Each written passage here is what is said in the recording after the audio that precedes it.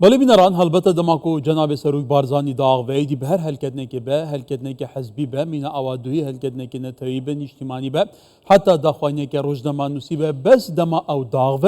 و گمان کارودان در انجام خویندن جدا بو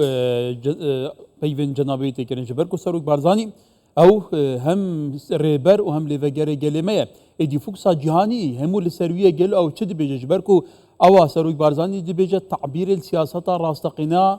ولاتي مدكة يدي قطارة ويادو يا بوخت وبرفرار هنبو مفانا كمية هجاية أزيد قالي نقاشة بيه كيف كم أو جبريس الدكتور إبراهيم سمو ما مستيزاني كي وشربا كاري سياسي اللي دوه كيت قلمه دكتور دماتا باش باز بوارم تجي باش تعقيبا قطارة سروج بارزاني كريه أو أكو جهة سرنجي بو من هلبتا هشتا بانگشة دست بنا كربو كومه که آليان نك آليان پرانيا آليان كردستاني gelek nakokin lel ser yek tiş muttefaq bun hücum kirin bu ser parti bu. Seruk Barzani bi kurtu pohti gud. Ev zamanı vi gelek direce taban destevan galey kurtin nefterin de ev peyve ce serince bu karvedan hebun. Serince ta ser peyve Seruk Barzani. سپاس کار پراستی از اضافت کم بجیم یه تاریخ هایش یا دریج بید خب تاریخ هندکا و مجیل نکتیت کدهی هاتین ادگور رپانه دا بله زمان دریجی چناینت بلکو فعل تشتیتیند اگر مروف انصاف صحکتا پیوید جناب سروکی کو پراستی از خو بچیکت بینم برانبر لیک دانوا وان پیوا چونکی بو کسی کی وکی من یا روایا ام دیتن و ویانا خو بو سروکی دیار کن بس ام پشت دیرن جناب سروکی کو پر وکیل بیژن سروری بونا و میجو بویا و جغرافیا بویا و تاریخ بویا و وکیل بیژن اخلاق پارتاتی بویا یعنی دوی گرما هوا همی لاین خود کنه اقدان کیت حکمت دولت حکمت دا کو بوش کاندنا و وی نهج سلیم ثابت پارتی بکن پارتی ثابت خدایا اگر تو لیک دا وجی تاریخیاً آن بیژن ام تاریخ خود زانن ام جغرافیا خود زانن ام شرمش وکو بین عیب و علت خوشی ناکن بس ام به شرفن کو ام دوی ربازه دا کارت کن ربازه کا پر سروری پر شهید پر قربانی دان پر خبات پر دیروکا کا پر برهم یکو ایکی وکی متنیت شیتش چلوشش دست بیب کتش بونا سروکی و بونا جمهوریت مهابات دا لیت بری کام بلکی پشنوی وتر بو بزاوا آزادی خواه ملت کرد رول کاریگر بارزانیان د حرکات حریا کردی دا لی اگر تو وکو سیاست ورگیتو زی گره دایی بهوا هل بجارتنا ابرو کدا اوادهی من گو خود لیدای راستی من نبو جاره کدو جاره گو خود دولت سر سوشال میدیای کو فوکسا جهانی کتی سر هر لا پرکتا بربا سر هر صفحه کتا بربا سر پیوا سر و کی سر بویا او جه خوشی بویا کو ایکی وکی من باش گو خوب دته چونکی برچه رنگ است کی بیشم یا غلط جیبت شاش جیبت به هزارها کسانت وکی من چه قلمدار نه قلمدان جبونا وی مروفی ابروکا ام و پارتاتی وکی بیشن القلم دن بمانو نمان ببونا پارتی بهبونا اوی کیسه مزنه کو سیاسی تپیش براستی او کو جواب ندان تهند تشتادا جواب دان وکی جنابی سروکی بحث کری و او نصیحت طویل کادرین هل بربجیر کرین و کادرین پارتی کرین و بی نهجه دهی مدیتی کو لیک دانوا کا گله کار رخصتی ترنشنه کار رخصتی دا کو همی ایک دنگن اوید گهینت پارتی بونا خدا ثابت بویا و مای ثابت ایک خط هاتی هاجوتن و او بالا کو خلق خون پیودیتن و هندکا گل خو او خونا بلا بن قبر و هندکی دیج دی بنا بن قبری و بخونینا بین بله دکتور البته اس مبسط من سرنجات با هندک پیون سروکی راب کشم ایک شوانا او البته هریشه که تند لالی شوینیان و ویدی مایک سر هزا پیشمرگه بو هزا پیشمرگین کردستانیه شکویا وی ملتیه وی ولاتی دی پارزه گلوش بلی پارتی اوش بلی سروک بارزانی بو هیچ کسی دی سرویه که نهاتا خط چه داخواین یک ندایه؟ بیشک که کار اگر اولانی دیتر بانه دا بریکا حلبوسی و غیر حلبوسی وان داخیانیا دان او کسی کو پیشمرگه ویای هر نمینت بو نمونه الکرکیکی و نمینت الگلک جها هر زانین ای که هی ملی خود دتا بر پیشمرگاتی بلکو پیشمرگه و کو ناسناوه که هر پیروز بگاوه تو بیش جناب سروکی سروک یان بیشی پیشمرگه خوش بوی خوشترش سروکاتی و بیو خوشترش سرکرداتی سیاسی بوی خوشترش سروک حزباتی دا لورا جی ام جی اوید کو بلکو قلم بوی رزقیمه و پیشمرگاتی نبوی رزقیمه ام ابرو که پیروزیاش پیشمرگی اش قلمی پیروزتر بینن او شوفینی دی هر بن از ایک نمونه بیجم رنگه چو میدیا دانا هاتیا بحث کرن هکا تلیک دا و هفته و چاره که شاملگل حکمت عراق سرا کرکوک جب دوماهیک نه چونکه حکمت عراق که اینگه موجود باید کرکوک لازم نینه یا ممنون به حکم کی ذاتی پترش به فدرالیت امریکا سے پارزگاه چهار پارزگاه تعداد جین بله او عراق هنگی بو نفتا کرکوک متفق نبول قال قضية كردي أري أو عراقا أفرودي رازي بيت كو نفط الحبيب قند الكردستاني نفط الكتيا ونفط تفروتهم قناعتا من اواجاران شرط کرد بو کرکی که هشتا بیرت نفته کردستانی نبون ابروکه بیرت نفته و تصدیرا نفته و انتاج نفته همی گنده کردستانیه فباره ما گلکی گرانه خود بروی باری بگیرد پارتی دموکراتی کردستان هشتا جورتر بچمه بر رئیس بارزانیه که خود بروی باری ندا پاش جارانه که عراق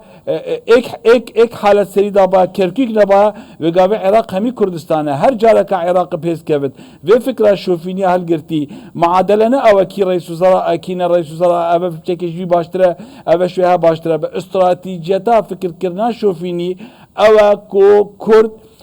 ممنون بن بمواطنه عراقی راضی ببن وام ابركانت ممنون ام مواطن عراقي راضي بن ام ممنون بكردستانيتا خو راضي بن ام ممنون ام كرد بجهنه جاكي اف ممنون يا ماشي شتت اش خوراگیری آمدید صد زمان و صد گوتنید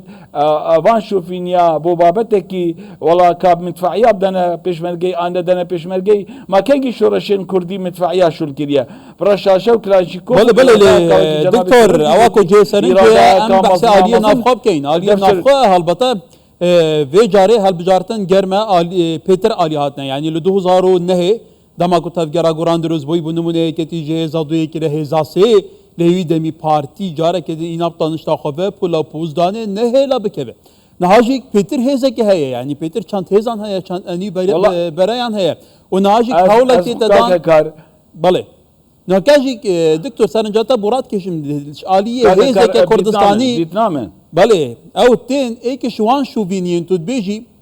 کل دیجی کردستانی بونا کرکو که لدیجی هبونا هیزا پیشمرگه پرچه کرناویه دیدن دستوی دارم زوری کنن و پارلمان کردستان ده دوری پیشاتی چهاد بینی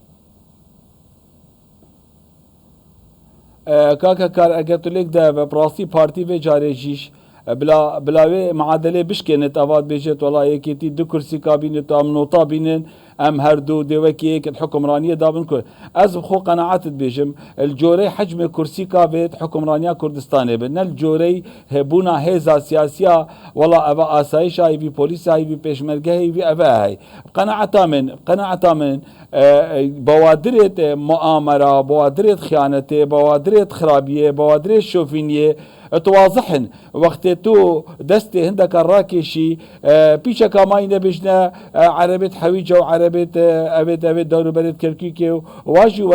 ورن سركيشا كردستان بكن حتى في الشر مال الهند دابو يقول نام نبيسينا شيخ عبد السلام بارزاني خديش رازي بد إشارة الداهية منطقة كردي كردستاني كرد بريبن أبا يقلت اشتاد كان ليه برال جوزكا خدن كاكاكار أو بر جوزكا خدن دي قالك دجوار بن چوکا که بر پیمروی بکوت رنگ ایشاناوی نوک یا گوزه که بد و جارب قناعتا من یل گوزه که دن یکی تیش 49 بو سو 8 بو 16 بو 12 واخر تسريبات الدستي كتنا الدستي خلقي دا جه داخيك وبو بلا بخواز لك خدا كان يعني بيجت رنجام هش مقعده كادب دزوين ام دزوناين بجوري ديتنا من نزيك شوي بابتي ساعه كم دوره بو دوره مجموعه كاجيفت بالدوره بو دوره مجموعه كاجيفت بال بارتي دوره بو دوره يا ما ثبات دا هكذا نكر بت كيم نكريا دا بارتي ابا قوتا خوراگریا پارتی ایک زمانیاوی دا ایک حالیاوی دا فکر جدایتین بله دکتور کرم بحث برپرسیارتی البته وکو جه سرنجه رویش برپرسیارتی بله تو زانی جمع حقیقتا که پیوسته بینروی که بزانید پارتی و یکتی لسر هالدانه بری سر هالدانه دروس کرنا بیازمی 2003 بریا 2003 پشتی 2003 حتی نهامل به ملی هفدو اداره ویولاتی کرنه برپرسیارن جهر تشتکی یکتی دگل قناغان دا بردام جبه برپرسیارتی رابید نها وصا اعلامه که وصایه نها وصا کاندیدینو داغبن هر وکی اپوزیسیونه که گل که جدی بحیات خود صلاتوان ندیتی هر تشتل سر ملیت پارتی البته پارتی جه قد جه مسئولات کرد نرویه خب برپرسیار دزانیا پارسنا و ازمونه و که دو سروی که جی اشارت پیدای که واتا اف لهجه و گتارا سیاسیه پوپولیستی تو چاد بینی گلو يعني